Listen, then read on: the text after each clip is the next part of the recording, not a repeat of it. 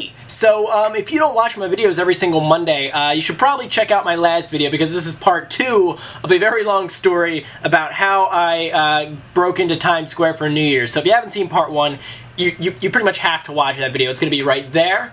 But yeah, click that. It will open up in a new tab. You can watch part 1, and then you'll know what the hell's going on.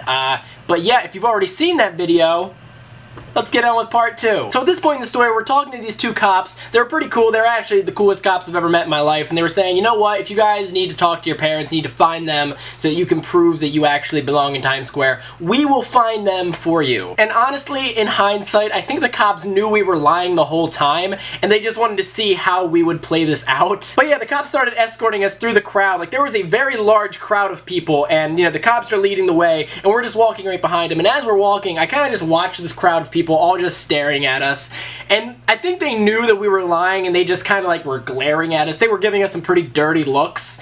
They were not happy with us, but that didn't matter because we were getting into Times Square and they weren't. So yeah. And probably one of the coolest things about being a police officer is that, like, when security was telling us we're not allowed through, a police officer can literally just be like, no, shut the fuck up, they're with us, so move. That's pretty much what he did. He was like, no, 1, 2, 3, you're with me, let's go. And the security guard just kind of had to sit there and just be like, alright, like, I can't do shit. And since me and my friend Taylor are pretending to be brother and sister, I have Taylor call her mom so we can, you know, find her location. So Taylor calls her mom Debbie, which, Debbie pretty much is my second mom in real life. Like, she's the most badass person ever, besides my mom. And so Taylor's on the phone with her mom like, yeah, Mom, where are you? We're over on 45th Street, where are you at? And Debbie is just on the other end laughing her ass off like, I can't believe you guys are actually pulling this off. But then Taylor hangs up and she's like, alright, apparently she's over that way. And we probably did that like 5 times. We were literally dragging these cops around Times Square for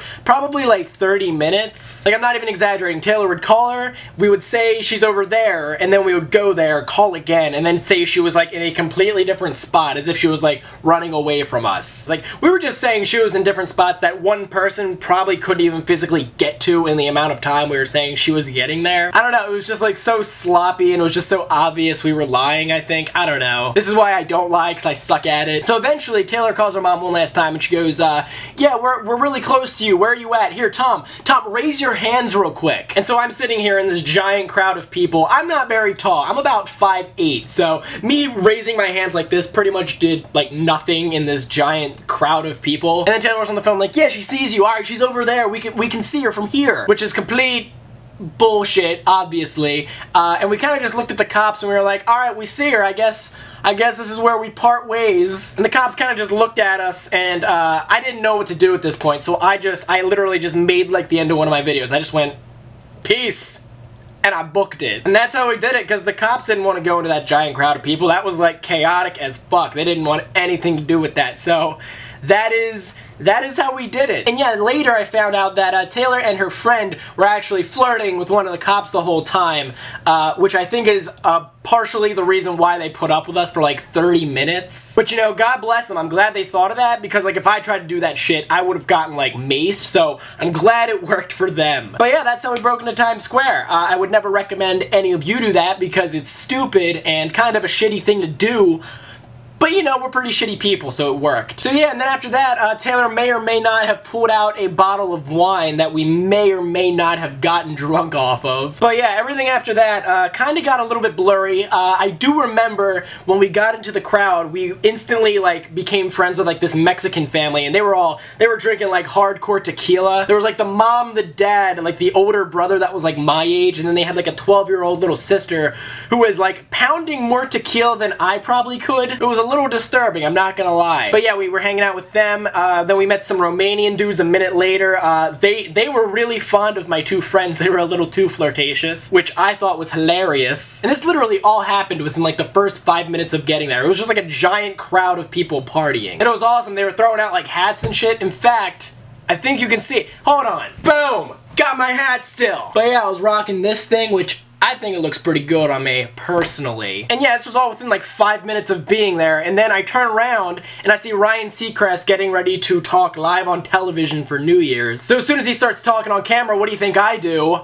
flash my nipples, obviously. I don't know, it's something about wine just brings out my inner stripper. But yeah, I'm pretty sure I made a lasting first impression on Ryan Seacrest. If he ever sees me again, he's gonna remember me as the nipple guy. Yeah. And yeah, after that, what else happened? I remember I met some chick that was like 6'1". She was like a model, like way taller than me. So, you know, me talking to her probably looked very funny from a distance because it probably looked like I was hitting on her, even though we were just having like a regular conversation. Turned out she was actually a pretty cool chick.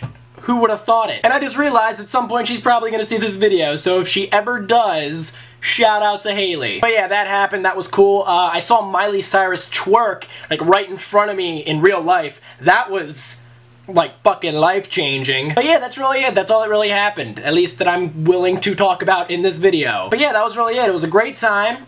We counted down the new year. And then I learned that at 12:01, it becomes every man for themselves. Like before midnight, it's a giant party. Everyone loves each other.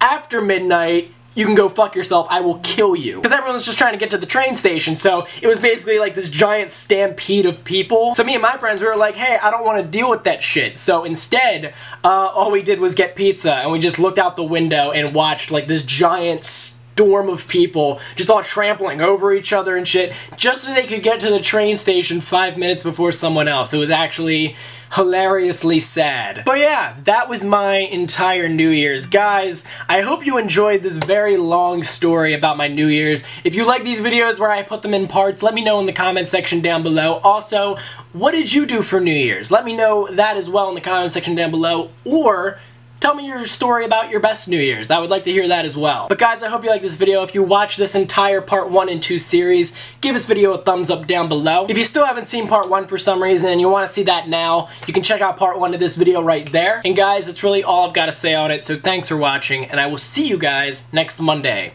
Peace.